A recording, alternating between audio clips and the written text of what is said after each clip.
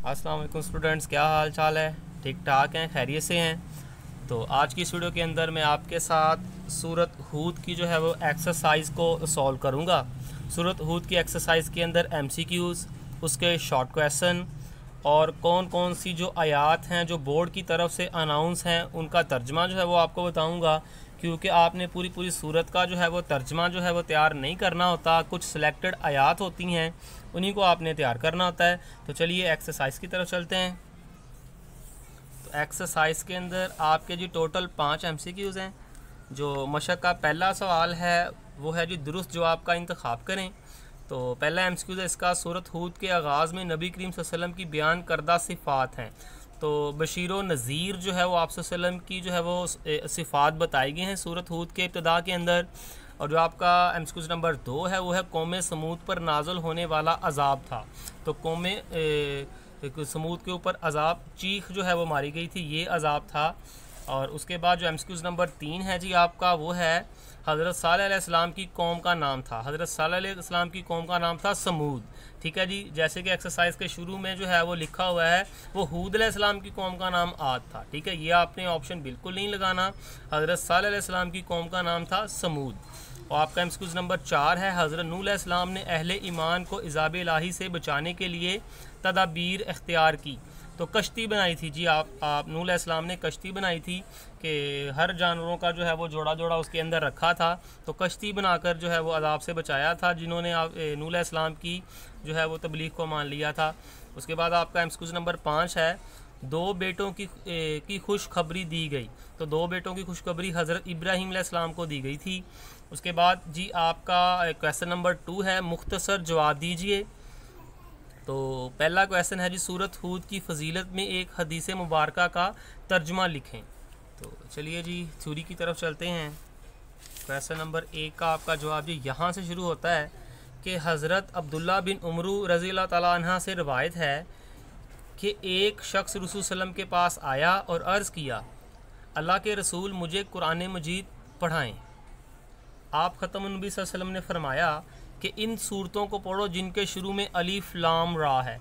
जैसे कि पहले सूरत इराफ़ के अंदर जो है वो अलिफ लाम रा है, इसी तरह मेरा ख्याल शायद सूरत जो है वो हूद जो है वो भी अलिफ लाम रा किस्से के साथ ही शुरू होती है।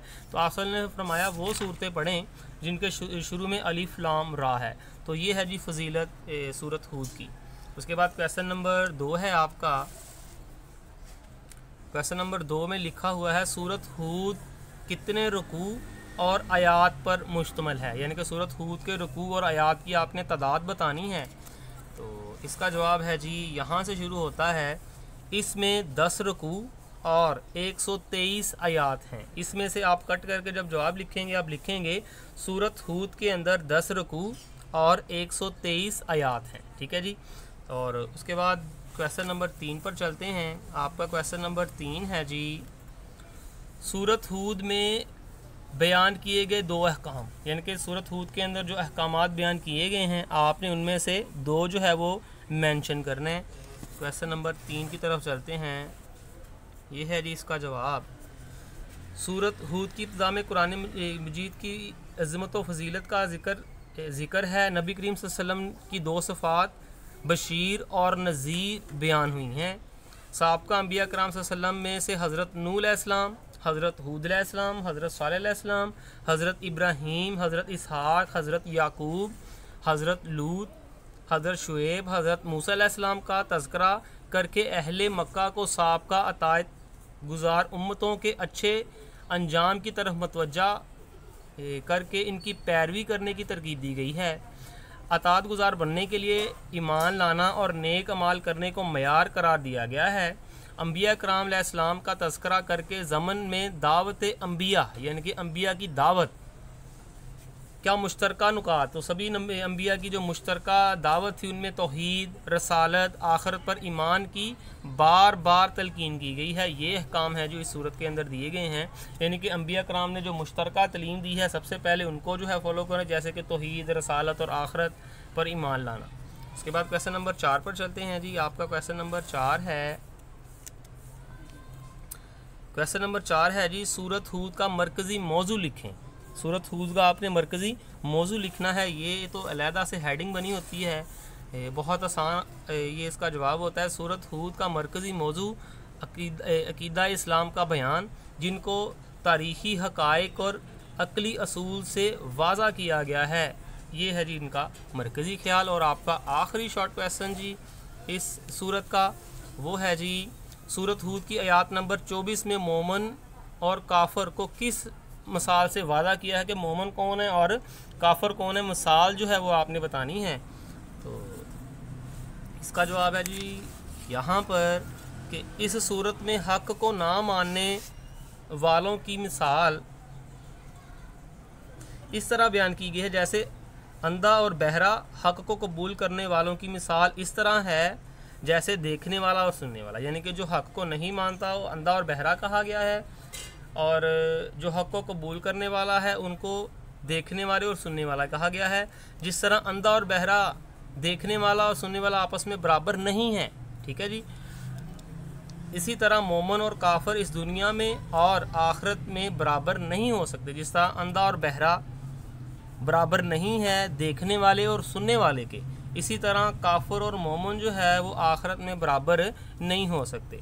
मोमन का ठिकाना जन्नत और काफर का ठिकाना दोज़ख है। यहाँ तक इसका जवाब है जी। और ये हो गए जी आपके शॉर्ट क्वेश्चन भी आपके हो गए, MCQs भी हो गए। तो उसके बाद जी देखिए, सूरत हूद में मुस्कुरा अंबिया करम सल्लल्लाहु अलैहि वसल्लम और इनके तमाम अक़वाम का जो अहवाल जो है वो आपने तहरीर करना है।